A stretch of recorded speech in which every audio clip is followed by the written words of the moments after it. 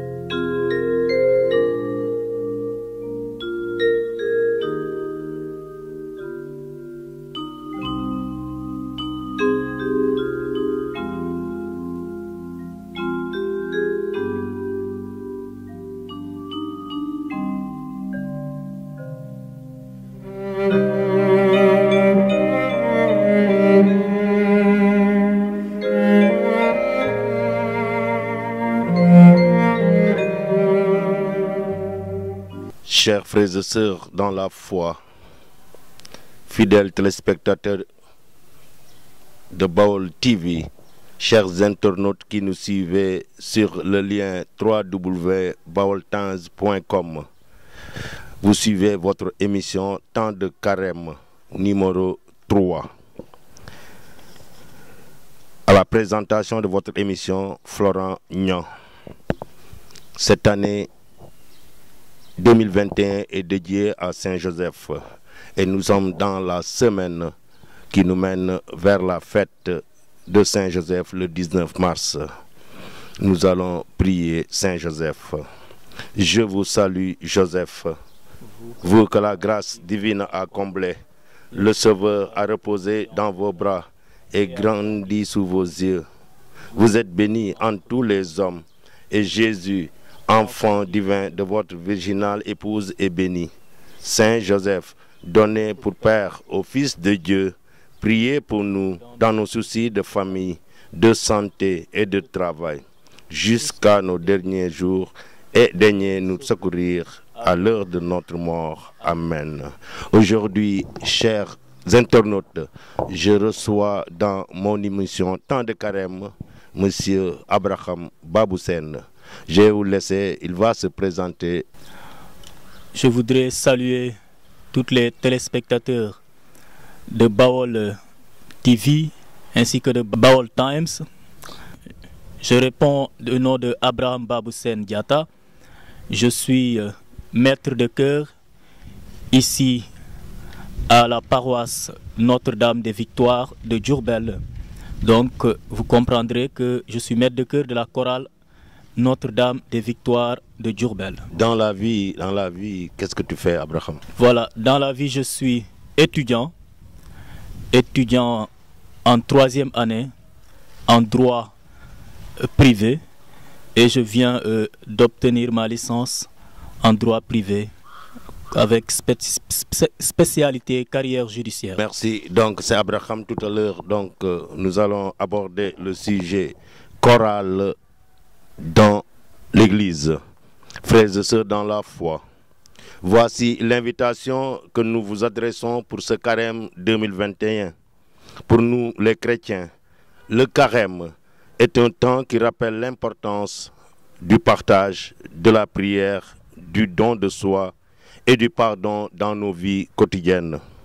C'est alors le temps idéal pour chacun de se poser la question: comment faire de la place dans ma vie pour aimer davantage ce que je suis, pour aimer davantage ceux qui m'entourent, mais aussi Dieu. Le carême repose sur 3 piliers: la prière, le partage et le jeûne. Ces 3 piliers représentent en quelque sorte les 3 cadeaux que Dieu fait aux hommes: la foi, l'espérance et la charité. Ces 3 dons de Dieu, les chrétiens sont appelés à en vivre, à les faire fructifier et à les transmettre. Par la prière, ils renforcent leur foi. Ils répondent à l'appel de Dieu à entrer en relation avec l'homme. Et par le partage, le service auprès des plus démunis, mais aussi le pardon. Les chrétiens témoignent que pour Dieu, la vie est plus forte que la mort. Dieu n'abandonne jamais les hommes, même si nous sommes des pécheurs. Chers frères et sœurs en Christ, en ce temps de carême, nous devons imiter Saint Joseph, protecteur. Saint Joseph qui est responsable de la Sainte Famille, qui a été à côté de Jésus et de Marie. Le carême est un temps de conversion et notre temps par excellence. Chers frères et sœurs en Christ, le carême nous donne l'occasion de vivre au désert, en plein cœur de la ville. Amenons-nous donc volontiers au désert pour une triple raison. Jésus a commencé sa mission en allant au désert. Ceci, nous le trouvons dans Marc chapitre 1 au verset 12-13 et dans Luc chapitre 4 au verset 1. Oui, chers frères et sœurs dans le Christ, nombre de saints ont fait l'expérience du désert physique, mais aussi du désert spirituel. Nous pouvons en citer Saint Antoine le Grand, Saint Athanase d'Alexandrie, Saint Macaire l'Ancien. Pour être saint, frères et sœurs dans le Christ, il faut faire l'expérience du désert au moins une fois dans la vie. Dans la pensée biblique, le désert, c'est un lieu symbolique très fort. C'est le lieu de la rencontre avec Dieu. C'est dans cet espace dépouillé que Dieu parle au cœur de l'homme pour l'inviter à se convertir. Jean, le précurseur, crie à travers le désert: préparez les chemins du Seigneur, aplanissez sa route. Ce cri du prophète n'a rien à voir avec les routes et les chemins de nos villes. Il ne s'agit nullement pas pour nous d'aller dans un désert physique, mais il s'agit plutôt de vivre une certaine simplicité spirituelle pendant ce temps fort de carême. La simplicité, au sens étymologique du terme simple, consiste à vivre humblement sa relation avec Dieu. La simplicité est un attribut de Dieu. Dieu est simple parce qu'il est un. Et cette simplicité, est-ce à quoi nous sommes appelés parce que nous sommes à son image et à sa ressemblance? Il y a un maître de novices qui disait qu'il faut amener les novices à vivre humble à l'intérieur et à l'extérieur. Pour rencontrer Dieu ou pour permettre à Dieu de nous rencontrer, il faut se vêtir d'humilité et de simplicité spirituelle. Abraham, donc nous voici dans notre thème d'aujourd'hui, la chorale. Alors pouvez-vous, Abraham, nous dire c'est quoi la chorale? Merci beaucoup, Monsieur Florent. Alors, il faut comprendre que la chorale peut être comprise comme un ensemble vocal dont les membres, appelés choristes, chantent de manière collective sous la direction d'un maître de chœur. Donc, il y a plusieurs membres qui sont appelés choristes et ces membres chantent en chœur, si on veut, toujours sous la direction d'un maître de chœur. Comment faire pour être choriste ou bien pour participer à une chorale? Voilà, pour être choriste, tout d'abord, on peut dire que c'est une vocation, c'est un appel qu'on reçoit de Dieu, voilà, comme toute autre vocation. Donc, la personne peut sentir le désir dans son cœur de devenir choriste. Voilà, et là on peut dire que la personne a été appelée par Dieu pour devenir choriste, pour chanter les louanges de Dieu, pour aider les fidèles à mieux prier pendant les célébrations eucharistiques. Voilà, et puis chaque choriste aussi peut inviter son ami, une amie, pour lui dire de venir faire l'expérience de qu'est-ce que c'est que la chorale. Parce que beaucoup sont dehors, ils ne connaissent pas en réalité qu'est-ce que c'est que la chorale. Mais dès qu'ils mettent le pied pour la première fois à une répétition, là ils sont séduits et le Seigneur peut passer par là également pour toucher leur cœur et faire d'eux des choristes selon son cœur. Alors, est-ce que vous pouvez expliquer donc à nos téléspectateurs et à nos internautes quelles sont les différentes composantes d'une chorale? Pour avoir une chorale, quelles sont les différentes composantes, les différentes parties de la chorale? La chorale est composée de différentes parties, de plusieurs parties si on peut le dire, ou bien pupitres. Voilà, on a l'habitude de dire des voix, d'appeler des voix. Donc, on a d'abord la voix soprane, qui est la première voix qui concerne d'habitude les femmes. On a aussi après la voix alto, la voix alti, qui est chantée également par des femmes. Alors, donc ces deux voix sont réservées à des dames, à des jeunes filles. Concernant les hommes, on a deux voix. La voix ténor, ensuite la voix basse. Donc on peut dire qu'on a quatre voix, quatre pupitres dans une chorale. Ensuite, il y a le maître de chœur.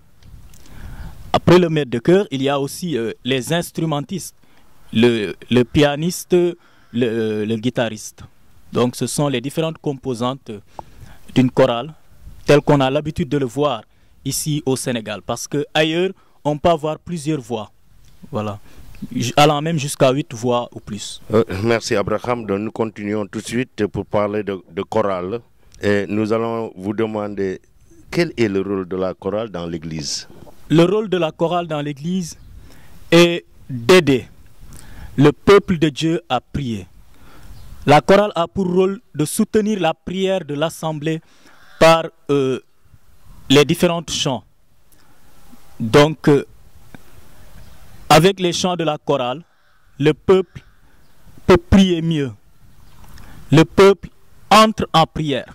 Ce n'est pas pour rien que lorsqu'on débute la messe, on commence d'abord par un chant qu'on appelle le chant d'entrée. Donc, la chorale aide à entrer dans la prière. La chorale également aide tout au long de la célébration eucharistique et à la fin, la chorale exécute ce qu'on appelle le chant d'entrée ou le chant de sortie. Voilà, pour accompagner les fidèles qui sont envoyés en mission. À part l'animation des célébrations liturgiques, est-ce que la chorale a un autre rôle dans la paroisse? Alors, à part l'animation des célébrations liturgiques, on peut dire que la chorale n'a pas trop de rôle dans la paroisse. Parce que la principale activité de la chorale, c'est l'animation des célébrations eucharistiques et rien d'autre. Maintenant, la chorale peut être sollicitée pour une cérémonie quelconque, par exemple, à animer les messes d'enterrement ou bien à animer les messes de mariage ou autres cérémonies ailleurs. Par exemple, la chorale peut être sollicitée à sortir pour aller animer une activité ou faire partie de ceux qui animent une activité quelque part dans la ville ou autre part autre que la ville. Alors maintenant, vous êtes maître de chœur comme vous l'avez dit dans votre présentation. C'est quoi le rôle du maître de chœur et comment devient-on maître de chœur dans une chorale? Alors merci beaucoup pour cette question qui est vraiment importante. Le rôle du maître de chœur, tout d'abord, il faut savoir que le maître de chœur est d'abord un musicien. Donc avant d'être maître de chœur, il faut connaître la musique. C'est le minimum. Connaître la musique, c'est-à-dire pouvoir déchiffrer une partition musicale.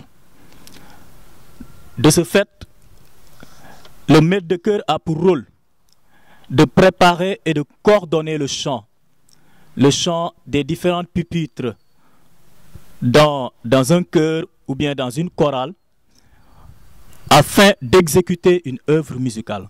Donc le rôle du maître de chœur, c'est de préparer et de coordonner le chant des différentes pupitres d'une chorale. Et comment devient-on maître de chœur d'une chorale? Pour devenir maître de chœur d'une chorale, bon, c'est pas c'est pas difficile. Il suffit d'avoir la volonté d'adhérer le collège des maîtres de chœur, et ce collège va t'accueillir. Alors, avant de parler de formation, ce collège peut t'entraîner déjà à faire des techniques de direction, même si tu ne connais pas encore la musique. Après, au fur et à mesure que tu avances, voilà, on peut t'apprendre petit à petit à te former. On peut te former petit à petit à connaître la musique, à étudier la musique, pour pouvoir ensuite dans le futur déchiffrer les partitions. Chers internautes, chers téléspectateurs de Baol TV, nous étions avec M. Abraham Babou Diatta, donc maître de chœur en la paroisse Notre-Dame des Victoires. Aujourd'hui, pour parler de carême et de chorale, nous allons prendre donc la prière. Donc, Abraham nous a remise, qui est la prière du choriste qu'on va réciter ensemble pour mettre fin à cette émission. Seigneur Jésus, tu m'as choisi comme choriste pour chanter les merveilles de Dieu et pour soutenir la prière de ton Église. Béni sois-tu pour ce chemin de déploiement de mon baptême. Que par ta parole, source de méditation et de louange, s'épanouisse dans ma vie en une croissance intérieure et une disponibilité à servir mes frères. Que ton Esprit Saint habite mon cœur et ma voix pour les rendre transparents et porteurs de ton évangile. Que la Vierge Marie, ta mère et notre mère, et Sainte Cécile, notre patronne, qui ont chanté la gloire de Dieu, intercèdent pour nous, maintenant et pour les siècles des siècles. Amen. Chers frères et sœurs, dans la foi, amis croyants, fidèles téléspectateurs de Baol TV et chers internautes qui nous avaient suivis sur le lien www.baoltimes.com, nous vous disons merci et nous donnons rendez-vous dans la semaine prochaine pour notre émission Temps de carême. Merci à Abraham qui était l'invité de ce jour et qui nous a parlé de chorale. Ciao et à bientôt.